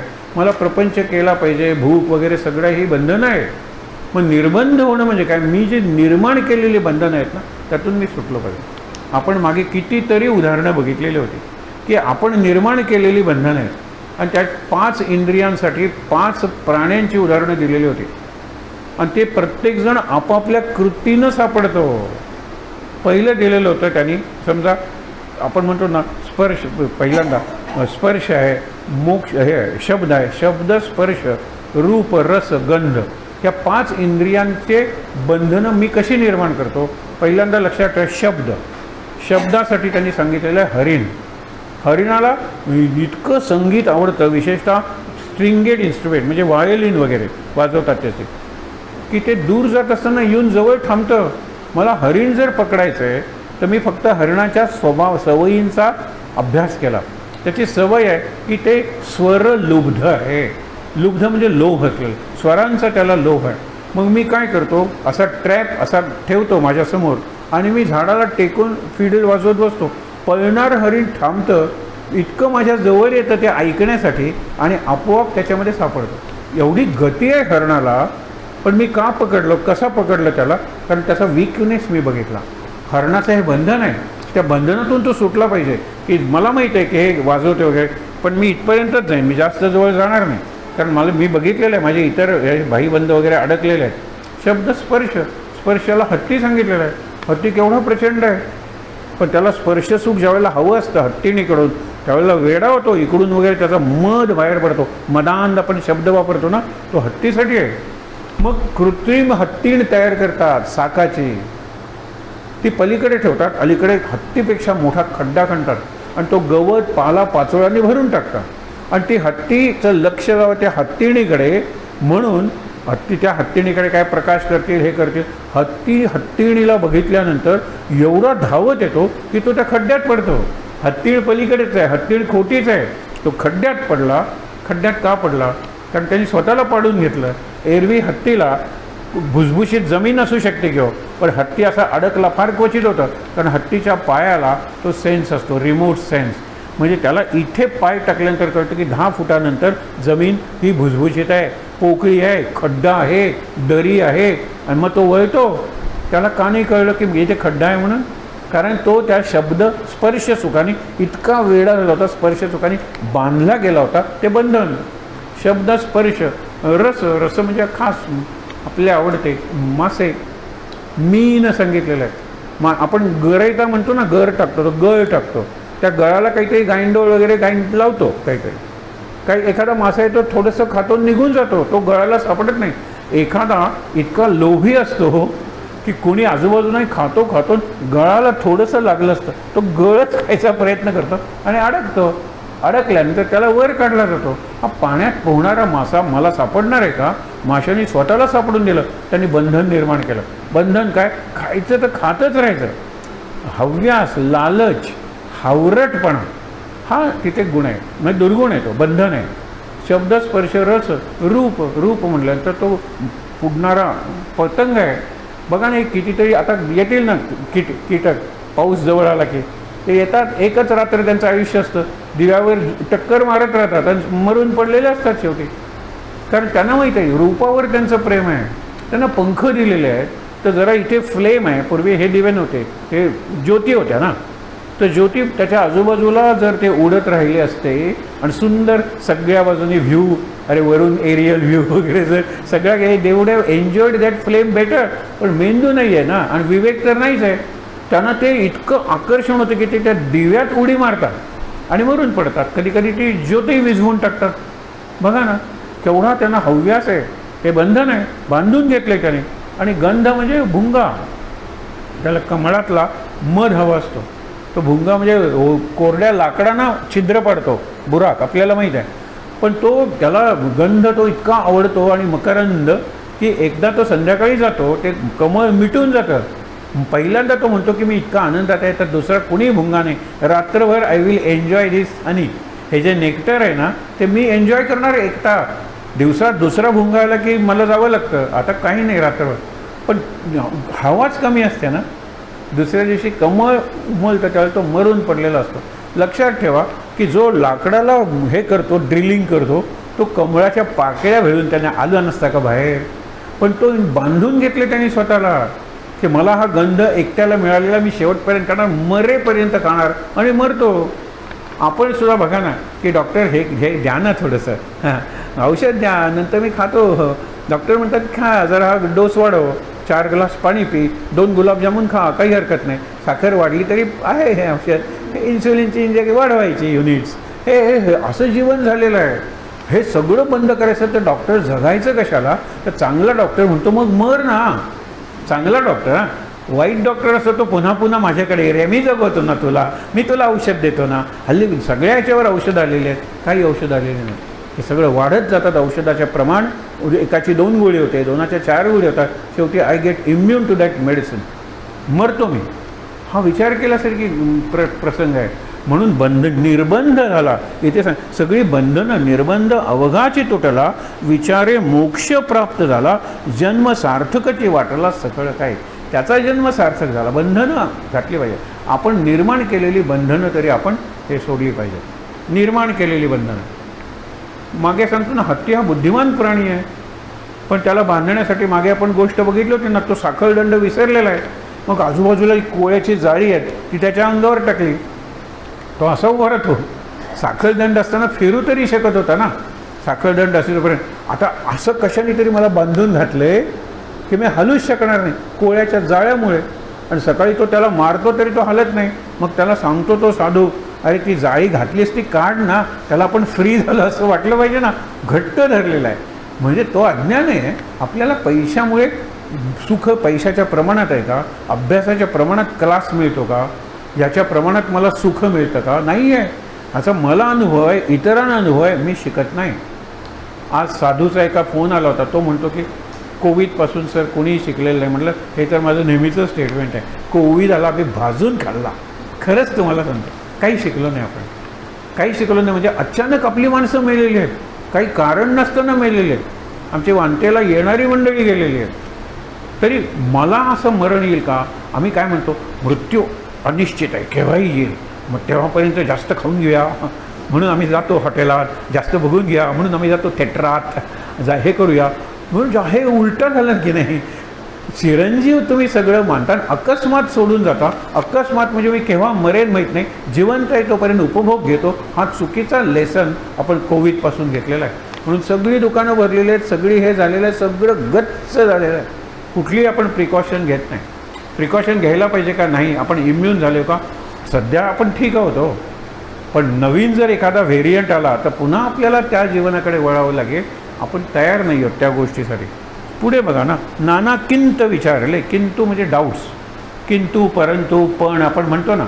किंतु नाना किंत विचारले म्हणजे विचार केला त्याच्यावर. धोके अवघीचे तुटले, डेंजर्स जे होती, विचार केला तर मी त्यातून बाहेर पडतो. विचार मात्र केलं. ज्ञान विवेके पावन झाले बहुत लोक. ज्ञान आणि विवेक याच्यावर समर्थांचा खूप भर आहे. तुमच्या जीवनात संकट तुम्ही निर्माण करता. आपण म्हणतो ना, मोहामुळे आणि हे काम क्रोध ह्या आमच्यामुळे चिखल आपण निर्माण करतो आणि दुसऱ्याला दोष देतो. कर्मसिद्धांत तुझं कर्म तू भोगतोय, हे माझं कर्म, हे पोर माझं कर्म आहे का. अरे हो नक्कीच, आधीच्या जन्माचं म्हणून त्रास द्यायला ते तुझ्या पोटी आलेलं आहे, तुझंच कर्म आहे ते.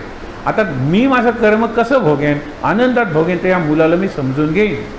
आणि दुसरंही तुम्हाला वाक्य सांगितलं होतं मागे की माझं वाईट पोर आहे ना ते माझं पाप खात असतं आणि चांगलं पोर ते माझं पुण्य खात असतं.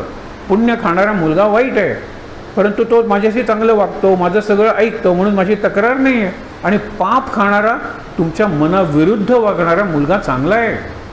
तुमचा शत्रू चांगला आहे. शत्रू तुम्हाला त्रास देतो, रात्र जागवतो, तुमचं पाप संपवत असतो. पाप हे लक्षात ठेवा. हा दृष्टिकोन असेल तर आनंदात राहता येतं. हे बंधनं वगैरे नवीन तर आपण निर्माणच करत नाही. उघड आता व्हॉट्सॲप बंधन. मला म्हणतात, काल एकाने सांगितलं सर स्मार्ट नको का व्हायला. म्हणलं बिलकुल नको बाबा, बिलकुल नको. स्मार्ट नाही, इंटेलिजंट इज इनफ. हां, स्मार्ट नको. त्याला सांगायचं होतं की आम्हाला भरपूर तुम्हाला काही पाठवायचं असतं. अरे म्हणूनच मी व्हॉट्सॲप घेतला नाही. नाही आम्हाला काही पाठवायचं असतं. मग म्हटलं आजूबाजूला कोणी असतात, तुम्ही मागितलं तर मी कुणाचाही नंबर देतो आणि ते पाठवलेलं मी बघतो वाचतो असंही नाही. कारण ते वेळ यायला पाहिजे ना, त्यासाठी वेळ असायला पाहिजे. हे बंधन आपण टाळू शकतो का, टाळू शकतो, पण टाळत नाही. खूप वेळ जातो हे कळतं, तरीसुद्धा मी करतो. बघा ना, हे उघड मी तुम्हाला उदाहरणं दिली. टी व्हीवरच्या सिरियल्स, त्याच सिरियल्स असतात. 2 महिन्यापूर्वी काय घडलं आहे तुम्हाला आठवत नाही आणि सिरियल संपल्यानंतर 2 महिन्यांनी नाव आठवत नाही. ती सिरियल आता म्हणतो ती होया ती सगळं तीच या लोकांचं. म्हणून म्हणतो काही आठवत नाही, तरी नवीन सिरियल. म्हणून म्हणतो नवीन सिरियल पहिले बघू नका ना, पहिला पार्ट बघू नका, मग दुसरा पार्ट बघावा. असे सुटणारच तुम्ही त्याच्यातून. नाही ही बघूया, त्या ह्याच्यावरचे बघूया, त्या चॅनलवरचे, त्या चॅनलवर बघूया, त्याला काही अर्थ नाही. आपण वी गेट चॅनलाइज्ड. आणि चॅनलाइज म्हणजे पाठ फुटले तर आपलं पाणी वाहून जाणार आहे. ते कसं समुद्राला जाऊन मिळणार आहे सांगा बरं. आणि म्हणून सांगितलेलं आहे की नाना किंत विचारले, धोके अवघीची तुटले. पण कशामुळे, ज्ञान विवेके पावन झाले बहुत लोक. पतित पावनाचे दास, तेही पावन करीती जगास. रामदास म्हणतो मी रामाचा दास आहे. मी जगाचं किती जणांचं कल्याण केलं. आता हा ग्रंथ आपलंही कल्याण करतोय, आपल्याला नवीन दिशा दाखवतोय.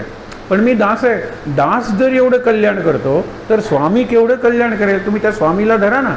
मी श्री रामदास जय रामदास जय जय रामदास म्हणायला सांगत नाही, मी श्रीराम जय रामच म्हणायला सांगतो. मी दास जर एवढं तुमचं कल्याण करतो तर तो स्वामी केवढं कल्याण करेल.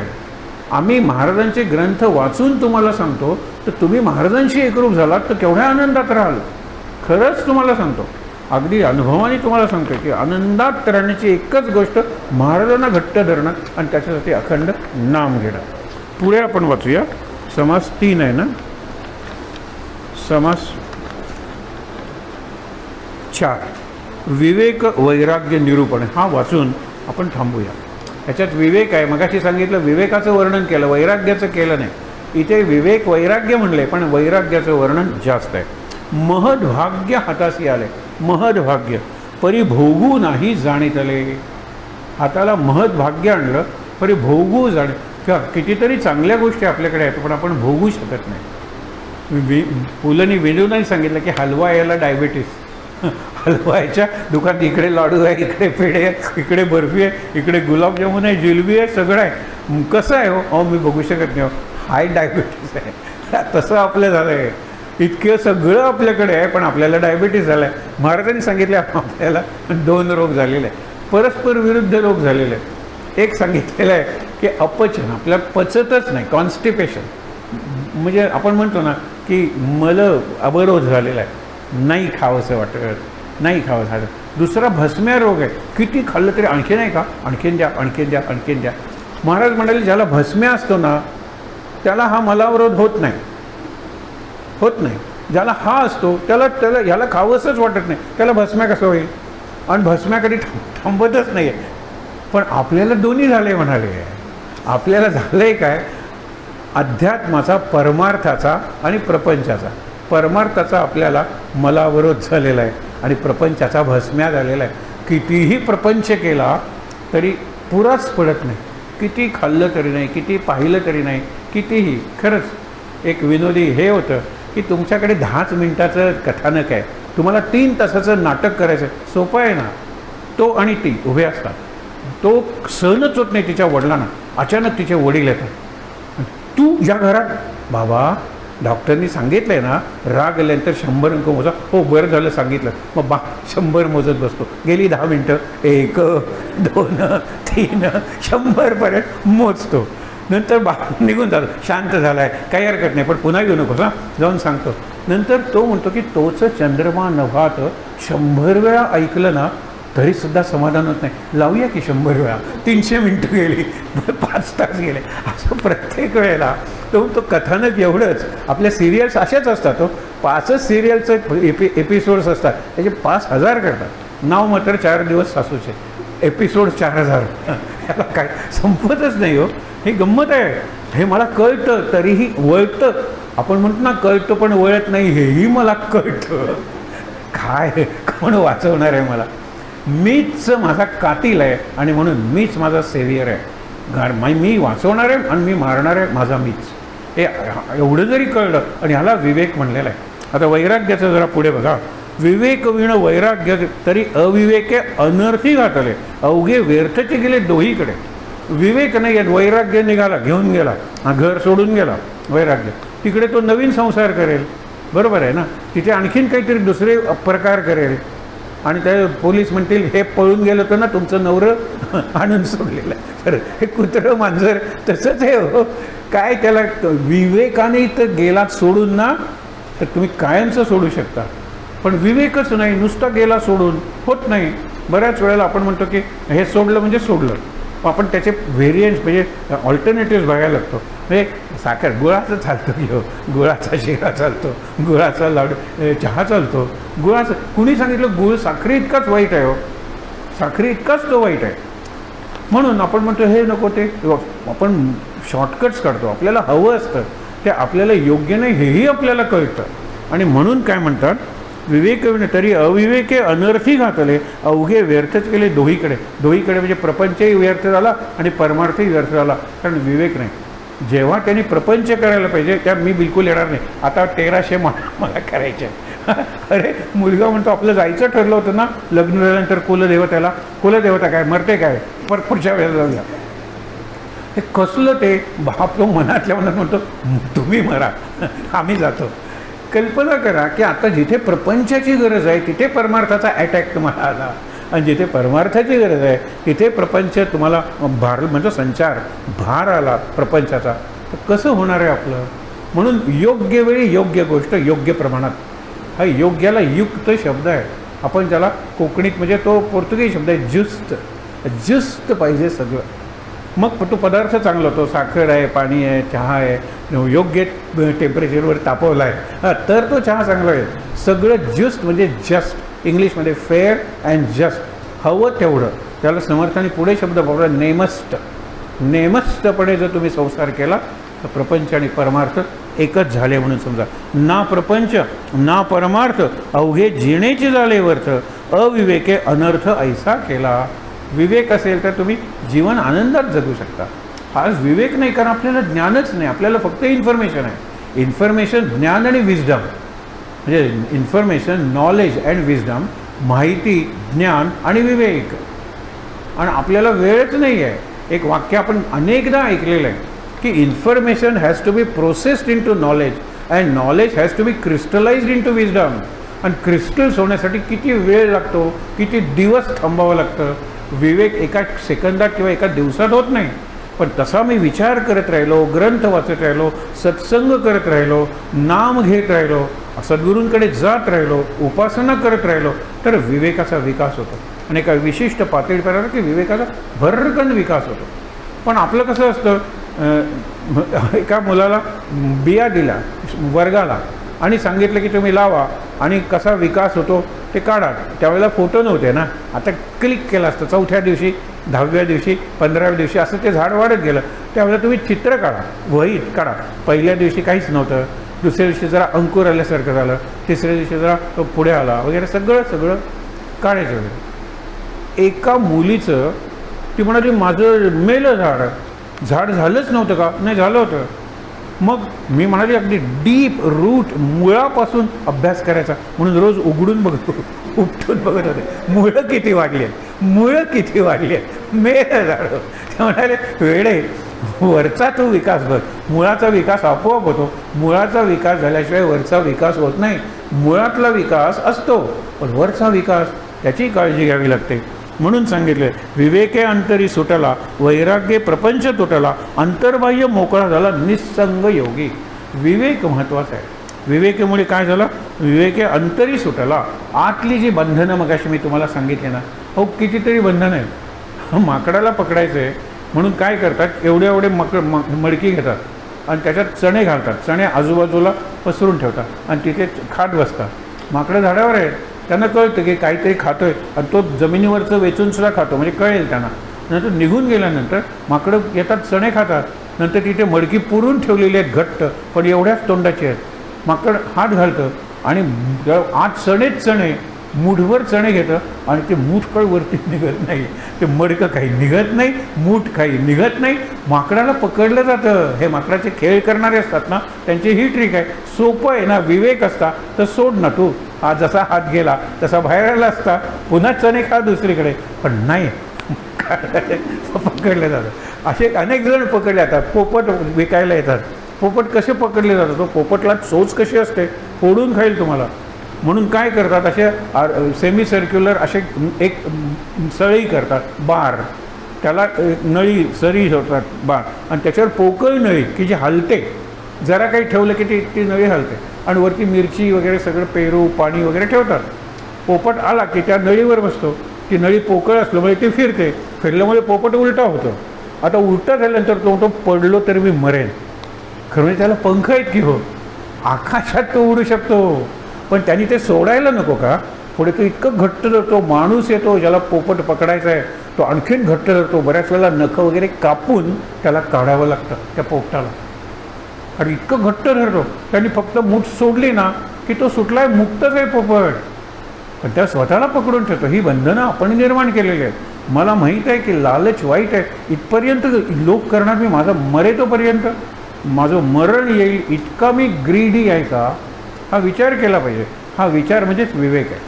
म्हणून पुढे सांगितलं जैसे मुखे ज्ञान बोले तैसेची सवे क्रिया चाले, दीक्षा म्हणजे जीवनचर्या देखोनी चकित झाले शुचीस म्हणतात. हे विवेकी माणसाचं लक्षण आहे, वर्णन आहे की मुखे ज्ञान बोले तैसेचे, बोले तैसा चाले.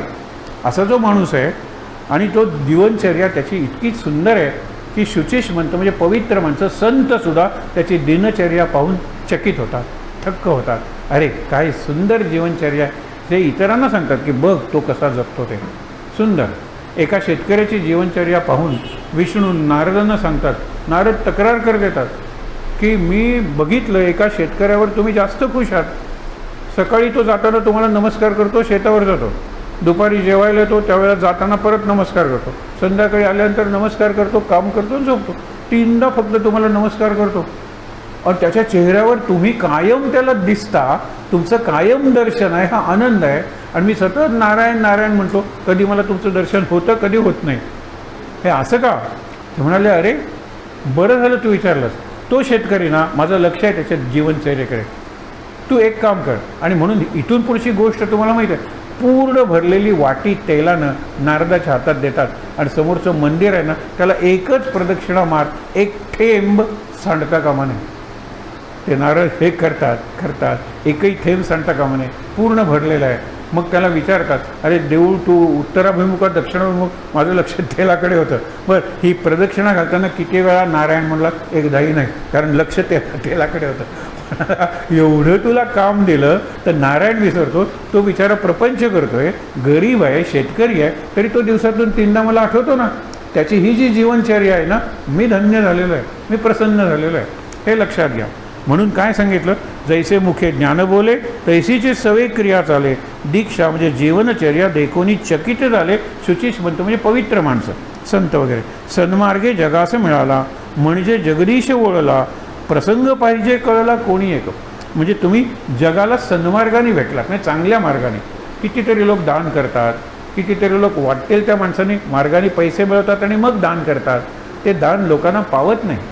खरंच तुम्हाला एक सांगतो, परवा एक संवाद मी ऐकला, म्हणजे होतो तिथे मी, की तुम्ही इतका पापाचा पैसा जमवलेला आहे, मुलं तुमची वाया जात आहेत हे तुम्हाला दिसतंय काय? नाही म्हणाला हे मला सुद्धा पापाच्या पैशाने एक दिवस कोणीतरी मारेल, मी मेलो ना की ज्याला अनुकंपा तत्व म्हणजे माझ्या मुलाला नोकरी मिळेल बरोबर. मग ते तो जर दारू पिऊन मेला वगैरे, अनुकंपा तत्व, त्याच्या बायकोला नोकरी मिळेल, म्हणजे आमच्या कुटुंबात नोकरी चालू राहील. म्हणजे त्याला मुलं वाया जात आहेत, कुटुंब वाऱ्यावर पडलेलं आहे, सगळ्या संसाराची धूळधाण झालेली आहे, त्याला काही पडलेलं नाही. वाटेल त्या मार्गाने पैसाच पैसा मागून पैसा, हा सगळा प्रकार आहे सध्या. आणि त्याचा नंगानाच म्हणजे इलेक्शन्स, दुर्दैवानं. हे लक्षात ठेवा. प्रखर वैराग्य उदासीन प्रत्ययाचे ब्रह्मज्ञान स्नान संध्या भगवत वचन पुण्यमार्ग. आता पुण्य मिळवण्याचा मार्ग, चांगलं वागण्याचा मार्ग, विवेकी होण्याचा मार्ग काय सांगितलं आहे? प्रखर वैराग्य उदासीन म्हणजे उदास नाही. मिळालं तरी चालेल ना, म्हणजे आपण स्थितप्रज्ञ म्हणतो. स्थितप्रज्ञ म्हणजे तो विचार करणारा विवेकी, त्याला उदासीन म्हणलेला आहे. म्हणजे मिळालं तरी चालेल, नाही मिळालं तरी चालेल, मला मिळालं तरी चालेल, त्याला मिळालं तरी चालेल, माझ्यापेक्षा इतरांना जास्त मिळालं हरकत नाही. हा उदासीन माणूस आहे. लक्षात ठेवा. ग्रीडी नाही, उदासीन आहे. मग पुढे काय झालं? प्रत्ययाचे ब्रह्मज्ञानाचा प्रत्यय आलेला आहे, नुसता तोंडी सांगत नाही. आणि तो प्रत्यय त्याच्या कृतीत दिसला पाहिजे ना, त्याच्या वर्तनात दिसला पाहिजे, वागणुकीत दिसला पाहिजे. नुसतं मला आनंद झालेला आहे पण चेहऱ्यावर कायम 12 वाजलेले, काय उपयोग आहे? कसला आनंद झाला आहे? नुसतं स्टेटमेंट आहे का? नाही मी सुखी आहे. अरे पण मग असं का वागतोस? अजून पाहिजे. सुखी आहेस तर समाधानी झालं पाहिजे. समाधान नाही आहे म्हणजे तू सुखी म्हणजे आनंदी नाही आहेस. ही गंमत बघा. म्हणून शेवटी काय सांगितलं आहे? सन्मार्गे जगास मिळाला म्हणजे जगदीश वळला. जगाचा ईश्वर तो जगदीश. वळला म्हणजे प्रसन्न झाला. मगाशी सांगितलं वळला म्हणजे प्रसन्न झाला. सन्मार्गाने जगाला तुम्ही मिळाला, सेवा केली जगाची, तर तुम्हाला जगदीश, जगाचा ईश म्हणजे देव मिळतो तुम्हाला. चांगल्या मार्गाने वागलं पाहिजे, चांगल्या मार्गाने लोकांची सेवा केली पाहिजे. प्रसंग पाहिजे कळला कोणी आहे. हे प्रसंग कळणं आहे, त्याला विवेक म्हणलेला आहे. प्रसंग कळला पाहिजे. आपल्याला प्रसंग कळत नाही. आता नको तिथे खर्च होतो. वेळ बघा ना, जीवनाचा वेळ बघा ना. आपण पैसा वगैरे सोडा, तिथे आपण नको तितके सावध असतो. जीवनाचा विचार करा ना. आता एप्रिल संपला म्हणजे 1/3 ऑफ द इयर. मार्च ज्या वेळेला संपला त्यावेळेला 1/4 ऑफ द इयर म्हणत होतो. आता 1/3 ऑफ द इयर संपलं. किती कशाची वाट बघतोय आपण, खरंच कशाची वाट बघतोय? मृत्यूची. तो केव्हाही येईल, मी तयार राहायला पाहिजे. वेळ मिळाला की नाम, वेळ मिळाला इतकं नाम घेतलं पाहिजे की त्या नामानेच मला आठवण करून दिली पाहिजे. नामस्मरणाचं ही वरची पायरी आहे. राम हमारा म्हणतात ना, जप करे हम बैठे आराम. कबीराला राम आठवण करून देतो, ते नाम आठवण करून देतो. अरे घे के रे. कबीर म्हणतो तू आतून आठवण करतोयस ना, मग तूच घे के रे. ही गंमत आहे. त्याची समाधी लागते कबीराची. म्हणून सांगितलेलं आहे प्रखर वैद्य प्रत्ययाचे ब्रह्मज्ञान प्रत्यय पाहिजे. नुसता ब्रह्मज्ञान सांगून उपयोग नाही. स्नान संध्या म्हणजे उपासना. स्नान संध्या म्हणजे फक्त संध्या केली पाहिजे पळी पंचपात्र घेऊन असं नाही. स्नान संध्या म्हणजे उपासना, नित्य उपासना, त्याला स्नान संध्या म्हणलेलं आहे. भगवत भजन पुण्यमार्ग. भगवत भजन म्हणजे भक्ती आणि पुण्य केलं पाहिजे ना, काहीतरी चांगलं कर्म केलं पाहिजे. विवेक वैराग्य ते ऐसे, नुसते वैराग्य हेकाड पिसे. हेकाड पिसे म्हणजे मूर्ख आणि हेकाड म्हणजे हेकट. हेकट म्हणजे हट्टी. तो नुसता मूर्ख नाही आहे तर हट्टी आहे, आणि नुसता हट्टी नाही आहे तर मूर्ख आहे. दोन्ही यानं त्याला हेकाड पिसे शब्द वापरला. नुसतं वैराग्य काय उपयोगाचं आहे? विवेक वैराग्य पाहिजे. सोडून गेला तिकडे नवीन संसार केला असंच होतं. हे सोडलं ते करायला लागलं. हे गमतीनं सांगतात ना, ते मुलगा बघायला जातात तर नाही मुलगा चांगला आहे कसा, मग त्याला कुठलंही व्यसन नाही. कधी कधी सुपारी खातो. आता सुरू होतं कधी कधी सुपारी खातो. ज्यावेळेला पान खायची लहर येते म्हणजे तो पानही खातो का? कल्पना. तंबाखू खायची त्यावेळेला पान नको काय? तंबाखू खातो का तो? नाही नाही. म्हणजे सिगरेट ज्यावेळेला ओढायची असते पण ते तंबाखूच आहे ना शेवटी. सिगरेट ओढतो का? नाही नाही. दारू पितो त्यावेळेला जोडीला सिगरेट नको का वगैरे. म्हणजे तो दारूही पितो. ज्यावेळेला आता शेवटचं व्यसन सांगायला पाहिजे का, दुसऱ्या बाईककडे जातो त्याला दारू पिऊन जातो मस्त मजा लुटण्यासाठी. पण व्यसन कुठलंही नाही आहे त्याला. हे लक्षात. तसं आपलं झालं आहे. आपण हसतो, आरशासमोर उभं राहून हसूया म्हणजे कळेल की मी मला हसतोय. हे आपलं वर्णन आहे ते. विवेक वैराग्य ते ऐसे म्हणजे चांगलं वैराग्य. विवेका नुसते वैराग्य म्हणजे विवेकाशिवाय वैराग्य हेकाड पिसे. शब्दज्ञान येईल असे आपणची वाटे. म्हणजे शब्दज्ञान फक्त आपल्याला झालं आहे सगळं, आपल्याला असं वाटतं, पण तसं नाही आहे. मुख्य काय आहे? विवेक वैराग्य असेल तरच आपण मुक्त असू, आनंदात राहू, जिवंतपणे किंवा जगताना समाधीचा अनुभव घेऊ. पण काय पाहिजे? विवेक पाहिजे आणि वैराग्य पाहिजे. नुसता विवेक नाही, वैराग्य पाहिजे. आणि नुसते वैराग्य हे काढ पिसे सांगितलं आहे ना, काही नाही मला नको, मी हे सोडले, मी नकोच मला ते, हे वैराग्य असं कामाचं नाही आहे. म्हणून विवेक आणि वैराग्य तेची पाहिजे महद्भाग्य. रामदास म्हणे योग्य साधू जाणते.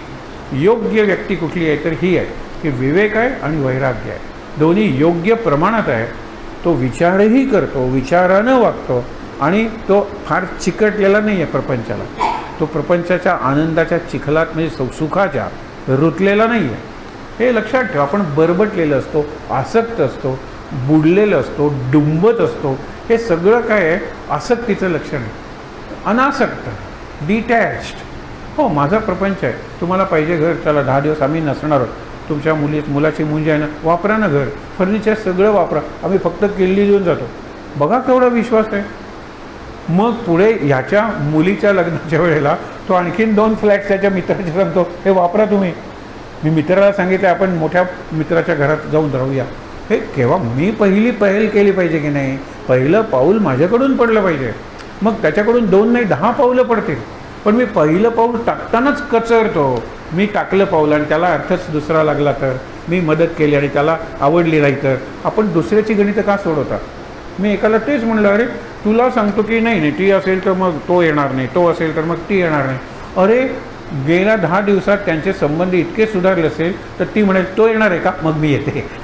असं का नाही तू विचार करत? 50 दिवसापूर्वीचं त्यांचं भांडण आठवतोस आणि ती येणार, तो येणार नाही, तो येणार नाही. दुसऱ्याची गणितं सोडवू नकोस, आधी तुझ्याच जीवनाचं गणित सोडव. आपण नेहमी दुसऱ्याबद्दल बोलतो, इन्फरन्सेस काढतो, तो तसाच वागणार. तो बघा मी सांगतो, कशाला सांगता? सांगू नका. आता तो काय बघा, तुम्ही तुमचा अनुभव बघा, विचार. तुमचा अनुभव कसा आहे? तो जुना अनुभव आहे, आता तो निराळा बदलला असेल. विचार करूया. माणूस बदलतो आणि तुम्हाला परत सांगतो की साध्या सर्दीला औषध नसेल, स्वभावाला औषध आहे. आपला स्वभाव बदलतो. नाहीतरी 5 वर्ष 2 वर्ष अनुग्रह घेतल्यानंतरची उपासना बदलतोय स्वभाव आपल्याला, आपण शांत होतोय, स्वतःला त्रास झाला तरी चालतोय, पण इतरांची आपण सोय बघतोय. म्हणजे अगदी कितीदा तरी बघतो, गाडीत दुसरं कोणी आलं काही हरकत नाही, मी चालत जातो.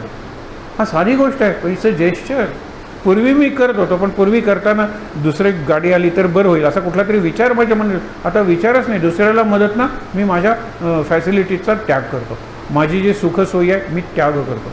हे जमलं पाहिजे. म्हणून सांगितले विवेक आणि वैराग्य तेची पाहिजे महत् भाग्य. रामदास म्हणे योग्य साधू जाणती.